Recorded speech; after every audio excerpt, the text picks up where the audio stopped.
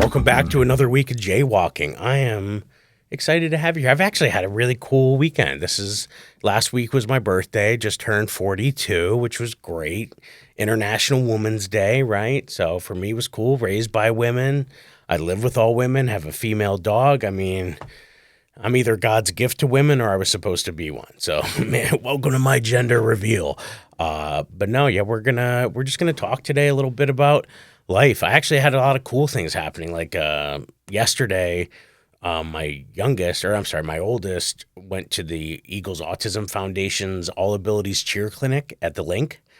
So cool. We did this in the fall too. Basically, they have an event where the Eagles cheerleaders come. They break us up into small groups, and each group gets 2 cheerleaders, and they, for 90 minutes, do a clinic where they learn a dance, they learn a cheer, and then they perform it at the end. And then we get to go down to the field, go through like the tunnel, like so cool. And so the Eagles Autism Foundation does this, which, Kelsey, obviously Jason Kelsey, his wife Kylie, like they have a lot to do with it. I didn't get to meet them. I'm jealous. I would love to meet them someday, but they weren't there. But they do amazing work with the Eagles Autism Foundation. So that's so cool. And it's something dear to my heart because April 3rd, mark your calendars, I'm doing an autism awareness comedy show. So we're actually teaming up with the Autism Cares Foundation, which is part of Bucks County, Pennsylvania. And, in these uncertain times, a lot of people are talking about funding differences. What a great opportunity to help some organizations keep the money in their pockets. Let's laugh. And it's like an autism themed show. So obviously I'm doing, a bunch of material about my daughter, who I talk about all the time. She's always the hero of the story.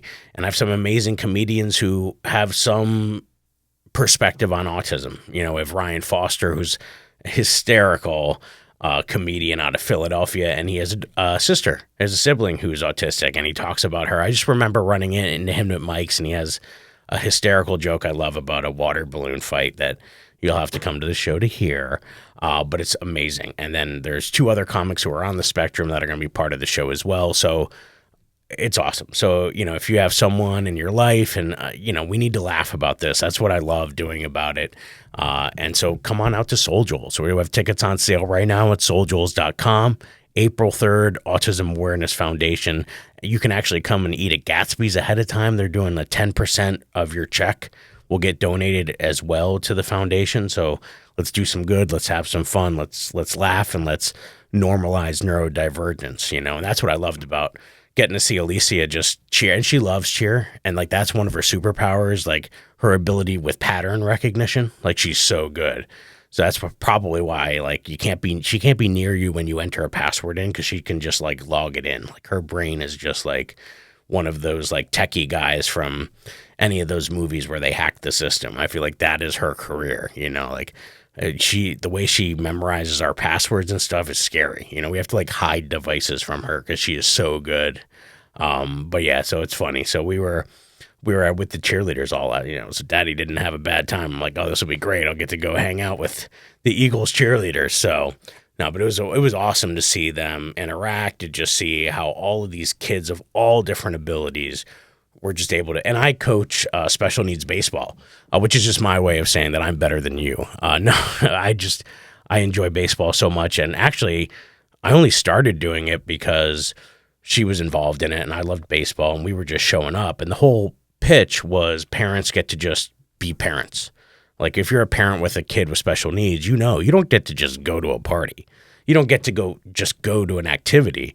You now have to like be interference. You're like Taylor Swift's bodyguard. Like you have to like anticipate all sorts of stuff. Like I was watching the one bodyguard for her apparently has to go ahead of the crowd and was like telling the photographers to get up off the ground so they couldn't take like upskirt pictures. Like that's the kind of planning you need to have as an autistic parent. Like you need to see what could happen in the future, and it's exhausting.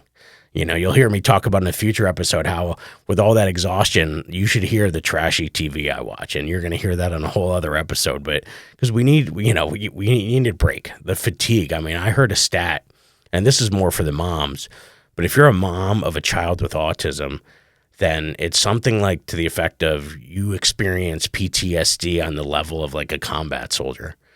And I know this is true because we were playing my daughters were playing in the family room the other day, and, Alicia just did not want to play with Katie. She just wanted to be in her own world, and Katie kept pushing her to play dolls, and she's like, fine, I'll play dolls.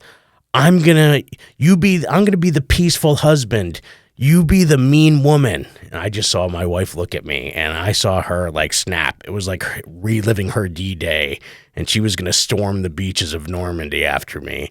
And I'm like, she did not get that from me. But like, I can just see the emotional strain it has on me, my partner. I mean, oftentimes when I watch stuff like Love on the Spectrum, I totally watch the parents in it, see if they're still together, how their reactions are, because the strain is immense. So we need to laugh about it. So come on out April 3rd at Soul Joel's. And I'm actually doing another one if you're near Binghamton or Waverly.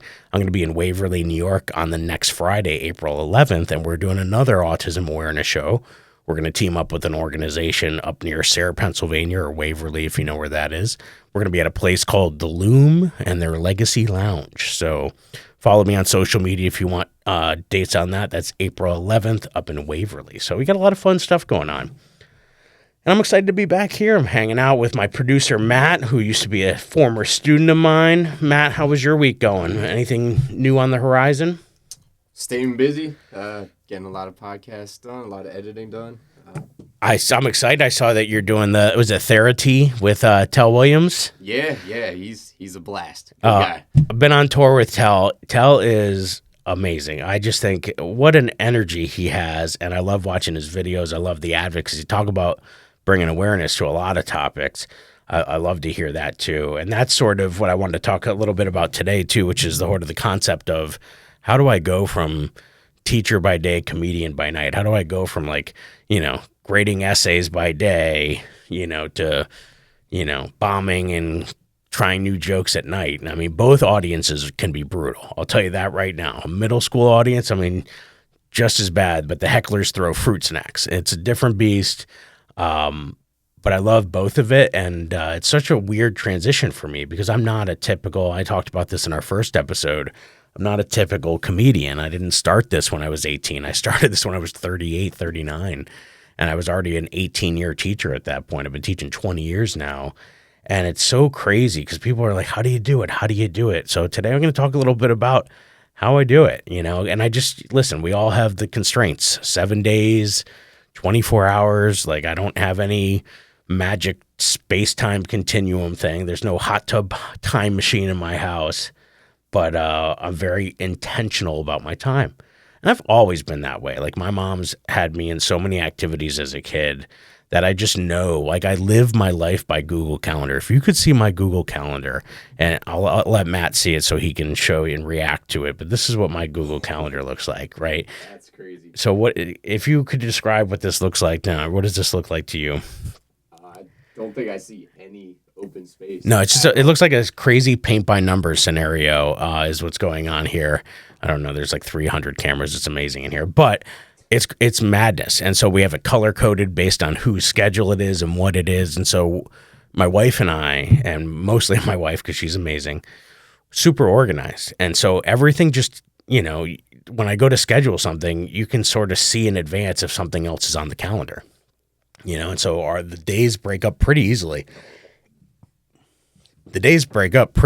So like Sundays is usually family day, and today's a rare one because I'm actually here podcasting, but they're actually at a gymnastics tournament out in New Jersey that they left for last night.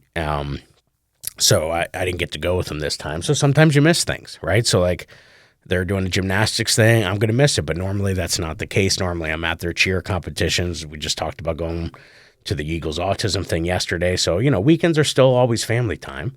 But then at night, I might be somewhere. There might be weekends where I'm away, and that can be hard. But yeah, Sunday, I try to keep family time. Monday, Tuesday are like Mike nights. That's like where I'll go to school, come home. I get the girls on the bus in the morning.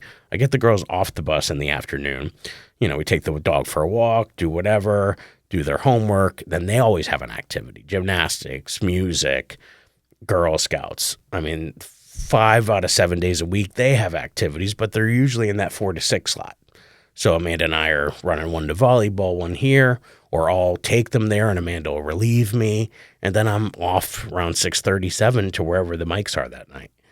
And then on Wednesdays, when I leave at that 6, 7 o'clock pocket, I go teach a class at Soul Joel's. So if you're interested in trying comedy, we offer one every 2 months. So souljoels.com, I think it's under the merch tab.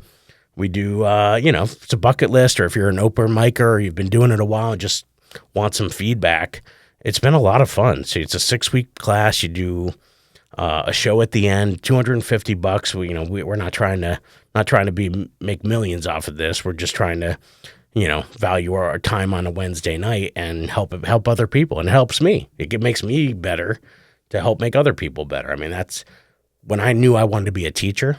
It was because I was helping peer tutor people in math. And I wasn't exceptionally good at math, but if I was a little bit better than the person around me, well, then I'm happy to put my hand down and lift them up to where I am, and so that's sort of the same mentality I have with this.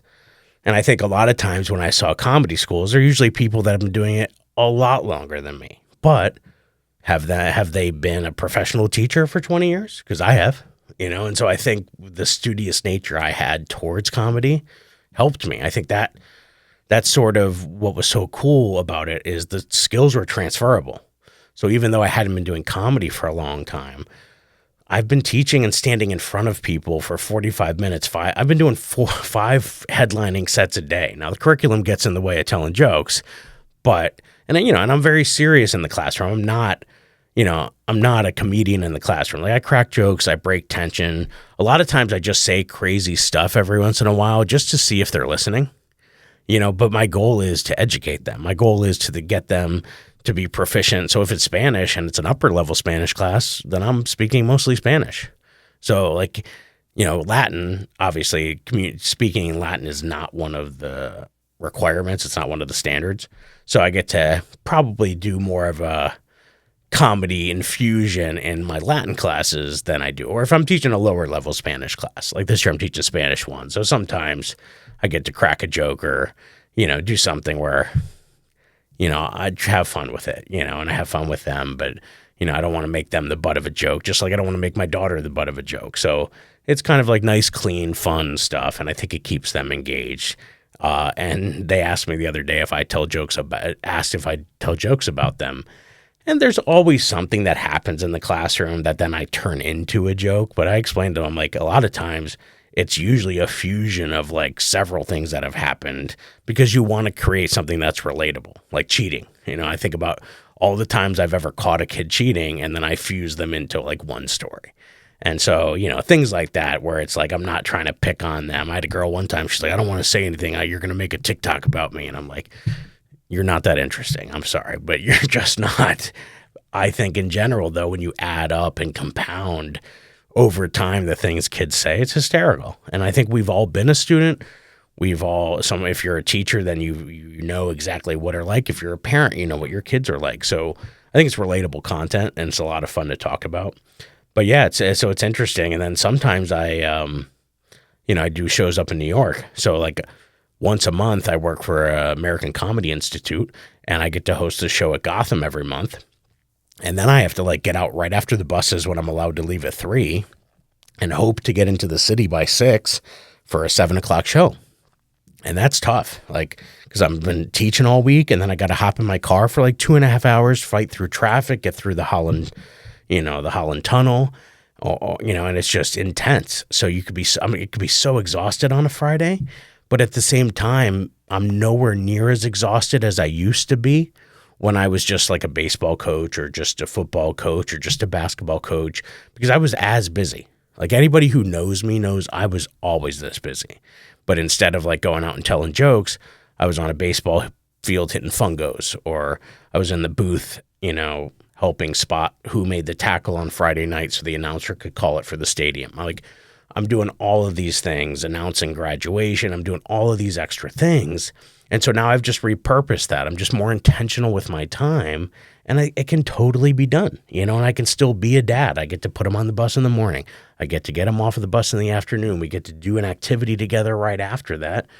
And then boom, okay, maybe we don't sit down and do your typical 7 o'clock dinner where I ask them about their day. It's more of like in between activities and a Wawa run. But like I think a lot of people live life like that. That's not uncommon, you know. So everybody has their version. We're not Norman Rockwell. We're a beautiful Pollock, and I love it, you know. And so I get to bring them on the road with me sometimes, which is like such a cool experience. We went down to Florida, did a family trip, did a total like car ride down and up, kept stopping along the way. I booked shows for myself along the way. We got down to Orlando, got an Airbnb, and then we were able to pay for it by me going out. I did content for board teachers. They had rented a school and we were doing a bunch of skits. I got a couple comedy clubs while I was down near Clearwater and Winter Haven. And so, you know, it's kind of cool that even if the vacation just paid for itself, that was awesome. We as a family got to experience that. Dad got to go tell jokes at night, hung by the pool, or went to Disney for a couple days. Like, if that's what I get out of this, wow, what an amazing opportunity that just as a teacher, we couldn't have done these vacations as frequently as we are. We're going on a cruise in April. You know, we're doing so many cool things that we couldn't have just done if I just stayed a teacher and a baseball coach. We just wouldn't have had the money. And I wouldn't have gotten to meet all the cool people. I still get to work with youth every day. I still get to be a mentor. I still get my cup filled up with the things I've always wanted to do and the reason I became a teacher. But then I get to go share my life with people at night, and I get to make connections with people. And, you know, I think that's a beautiful thing. And, you know, and then I get to do these board teacher shows. If you ever follow board teachers and see, oh, wow. I mean, what, like feeling like a rock star. I mean, they're booking my flights for me. They're picking us up. They're traveling us around. The hotels are booked for us. Like, I mean, the green room's got all, you know, fruit trays and all sorts of stuff stocked in the fridge. And I mean, it's just such a production. And it's like, wow, I wish teachers were valued that same way. Like, I feel like when I walked into the faculty lounge, I'm not just going to see like a bulletin board with a bunch of papers up there of people and their side gigs and all the extra stuff they're doing. And then you go to a fridge and see a bunch of stale bagels from 3 weeks ago. Like, teachers lounges should be like the green room experience I get on board teachers. Like, it's insane to me how we can't value someone who's putting in such work and something of themselves for 7 hours a day, guaranteed that they are in the building contractually. More like 8 or 9, depending on who you are and how early or how late you stay. To think that 9 hours a day, dude, I'm on stage for 25, maybe 30 minutes, and I get treated like that and get paid what I get paid. And then I look at what I get paid and how I get treated at school. And you're telling me I'm supposed to feel like I should be at school? No, I would much rather be at night telling jokes on stage. But then during the day, like when I see the comedian life and I'm like, wow, like that, it seems really cool. And it is really fun for like those 2 or 3 hours that you're at the show and after the show and hanging out with people. But then you still have 22 other hours. And yeah, okay, maybe you sleep 10. But then you still have whatever the math is on the rest of those hours. And it is kind of lonely, you know, during the day. I mean, now if you're an adventurer, it's cool because you can go out and see what that town has to offer. And, you know, sometimes we're on the road and we got to leave early, but you know, it's kind of cool. I did a weekend in Rochester maybe 2 summers ago. I got to go to this like cool play museum where they had like pinball machines and every video game ever. And I got lost in there with our tour manager for like 4 hours. And like they had every arcade game that ever existed for a quarter. I mean, you go in there with a roll of quarters. I felt like I was at Top Dog in Dixon City with the 39-cent hamburgers. Like it was fun to explore what a city has to offer.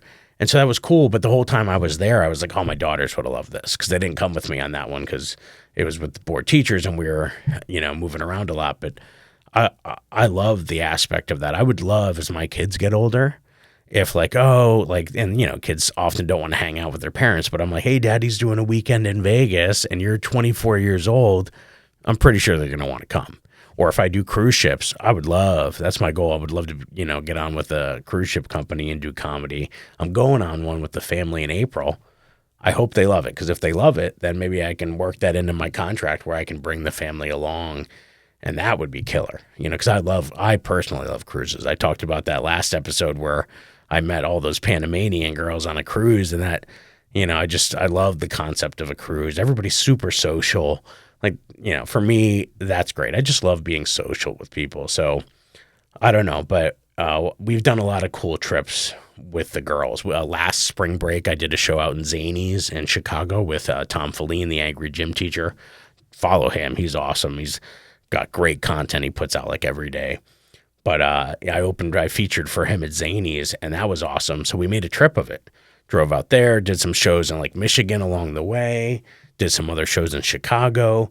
Then we decided on the way back, we went up through Canada, took the girls on their first international road trip, and we stayed at Niagara Falls, got to see Niagara Falls, and I actually popped into Levity Comedy Club up there, which is awesome. It's like a little west of Niagara, and got to do time there, and got my first international set in, which was super cool. Well, 50 for a state coming up, right, Donald?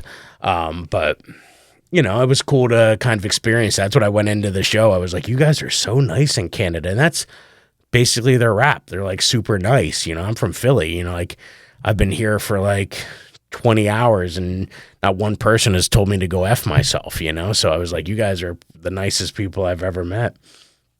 But like, it was just cool to take the family on the road like that and get to do stuff by day, get to see how Alicia reacts to the world and, and Katie, and just see how much excitement they have to get to travel. Road trips to me, so important.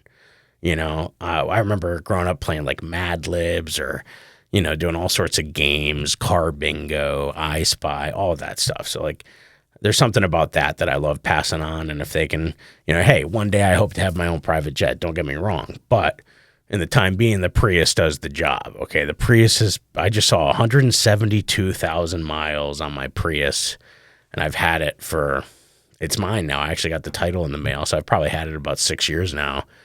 But like I do with comedy, I put 2,500 miles a month on my car because I keep track of all of that now. So, it's a lot of miles. I have a gig coming up in Rhode Island in May for an educational conference, and I'm going to drive it. Like I have enough points because I've gotten smart. I have a credit card that goes to like my air miles, so I'm getting smarter. But I could get a flight for $11, but then I burn a bunch of points, or I could drive 4.5 hours to Rhode Island. So I haven't decided yet, but maybe they'll come with me, make a little road trip. Now it's harder because we have a dog, so we can't be as impulsive because if everybody leaves the house, no one's there to take care of the dog. So that's like my job last night and today was while they're away at this gymnastics thing. So, we've added a new dynamic to the family. So I don't think we'll be doing as many road trips, but we'll be more intentional with it. But yeah, so and then hopefully on Thursday through Sunday or Thursday through Saturday every week I'm working, which again, I'm still there for them during the day. I still teach Thursday, Friday. And then it's just, you just got to be super intentional. But because I love what I'm doing and it's not as taxing. Like when I was coaching baseball, I'd get out of school at like 2:15, hit the baseball field, get down there, get practice ready and the equipment out. And then you'd practice from like 3 to 5:30. Then you got to pack it up, get home by 6:30. And I'm exhausted. Now I'm like floored because it's been 12 hours, 12 grueling hours. I mean, 7 of those were like fatigue, mental fatigue, and then 4 hours were physical fatigue. And then I come home and I'm just supposed to be able to love my own children. Like I have no emotional currency left. And I was hitting a wall with that. And so as I became a family guy, like when I was first a teacher, I could do all of those things because I was coming home nobody. But now I'm coming home at 7 days a week at like 6:30 because we were practicing even on the weekends for baseball. And it was like, and I loved it. Don't get me wrong. Like we were chasing championships and trying to do some important things. And I have a kid that just got signed. He's in the independent leagues right now. Jordan Sickett, was a catcher. I coached him from little league all the way through varsity as a senior because I went up the ranks as he was coming up. And now he's, still playing his dream, doing his dream. I got another kid, Dean Mijos, that went to Coastal Carolina. I mean, this kid's probably one of the best 5-tool players I've ever seen. And, he's in South Carolina. I actually did a gig not far from him and messaged him, and we didn't get to match up. But it's just cool to see these kids living their dream. But it was now I get to live my dream. And so when COVID happened, I had a second job with Villanova doing tech stuff. And so we didn't know what baseball was going to look like. So that year I was able to take this job, and I did it remotely in the evenings when I would have been coaching. And then when we came back, I just kind of was like, I'm going to keep doing this job. And then kind of comedy happened, and it's been this beautiful transition. So I'm just not as tired as I used to be, and I'm making way more money than I used to. So it's been kind of cool. And I've started teaching part-time. And a lot of that was for some more family issues than it was comedy, to help take care of my mom and take care of the kids and some other things we had to deal with. But, it would be great, but I don't know that I'm in a position to do that yet. So for now, it's just I think the teaching and comedy are a perfect marriage. So, I love both, and I get to do both, and I get to still be a family guy. So as far as I'm concerned, I'm just super intentional with my time. And my wife and I do a lot of date nights where sometimes it is coming to a show with me, but, we go get sushi, we go do something else after, it just becomes a stop along the way. And it's great because we both love comedy. Like, that's part of the reason I started doing comedy, was because my wife and I, with my mom was living with us, both girls during the pandemic. Alicia really didn't understand what was happening, and she was doing this thing for a while where she was trying to escape the house, and we had to invest in a whole system in the house where any window and door had to have a sensor on it. We had to debate putting locks on windows and stuff. You're like, oh, because you're like, well, is it more likely that she's going to try to escape in the night, or there's a fire? And when you're making those kind of decisions as a parent. And luckily we had my mom living with us, because there was a period of time there where it was so dark that the three of us were taking shifts, sleeping near the window in her bedroom because she had escaped one time. And, it's just, she wasn't really, her speech isn't normal patterns. So if someone found her, trying to figure out or get information from her would be difficult. So you're just wow, we had to take shifts who was going to stay up that night to make sure she didn't escape her. And so you're just when you're making those kind of decisions, you're just wow, life was in a certain way. And so we needed comedy to help us break the tensions of real life and make sure we can refresh our batteries. And that's what comedy was for us. So, and we all just did our job to take shifts for each other, be there for each other, give everybody the space they needed. And we all found different outlets that we could do. And so that's what happened. And now all three of us, my mom, Amanda, and myself, are thriving. We each have our areas. Amanda's super involved with the teachers union and doing secretary work, and then going to a lot of these conferences, putting in the work to make sure that teachers are fairly treated and getting to a level where maybe we get that green room treatment, but at the very least we get respected. And so she's very passionate about helping. She chairs an organization where we pull together money for teachers who are having hardship. And she's the one that says, all right, I'll sit down and read these applications and put them together for the committee to make the decision. And, all of that organization stuff that nobody wants to think about. We all think just things happen, like Rosie from the Jetsons, but people put in time and effort for the mundane tasks so the cool things can happen. And so she's, found a lot of passion for that and got to meet a lot of people, and she gets to travel a little bit and just go do her own thing. That's her traveling weekends, just like I'm traveling for comedy. And so that's really cool. My mom, after the pandemic, got some housing that was a half a block from us almost. And it's income-based, so she didn't feel like she had to work anymore. She could fully retire, just be a grandma. She goes to the community center. She's learning Spanish. She's playing mahjong. She's doing canasta. I mean, I see her thriving, and it's so beautiful. And then I get to have this, whatever this is, and that's super cool. And we got through all those hard times supporting each other, and everybody found something to fill their cup up, and that's what you need, and if we all get to take vacations, like my mom's coming on the Carnival cruise with us, so we got 2 rooms, and it's going to be awesome. And that way, grandma gets to, be grandma and maybe take the girls at night into her room, and Amanda and I can go out at night and enjoy a little nightlife. Hey, maybe I'll wander around the stage, who knows, but we're going to have a good time. Everybody's going to get something out of the trip, and we all know our roles because we lived through COVID, so we know how to help each other, take care of each other. And that's all we're trying to do. We're, as families, that's what you all should be trying to do. Instead of comparing and bickering and fighting, lift each other up, right? Find a way to help each other. When you have conflict, you just got to find ways to talk about it so that you realize you're a team. You're not trying to pull one over. You're not trying to make a point. You're not trying to bring up past things.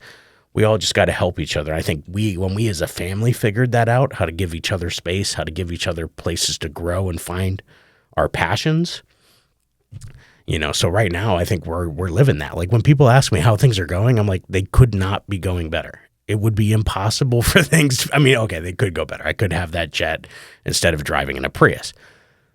But I got zero complaints. Everything's happening the way it should be. And listen, I'm living my truth. I'm following the tuning fork. I'm doing all of those things. And, it's been great. So I'm going to keep jaywalking. I hope you keep jaywalking with me. Check out my socials, Jay Yoder Comedy.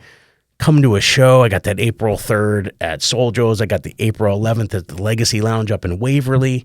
I got plenty of other shows. I'll be with board teachers in Western PA and I believe West Virginia in the beginning of April. I think the 4th and 5th or the 5th and 6th. I'm going to be in Milton, Delaware. I got a bunch of stuff going on. So jayyodercomedy.com, Jay Yoder Comedy on all the socials. Please like, subscribe, share, do all the things. I'll catch you next time. See you later.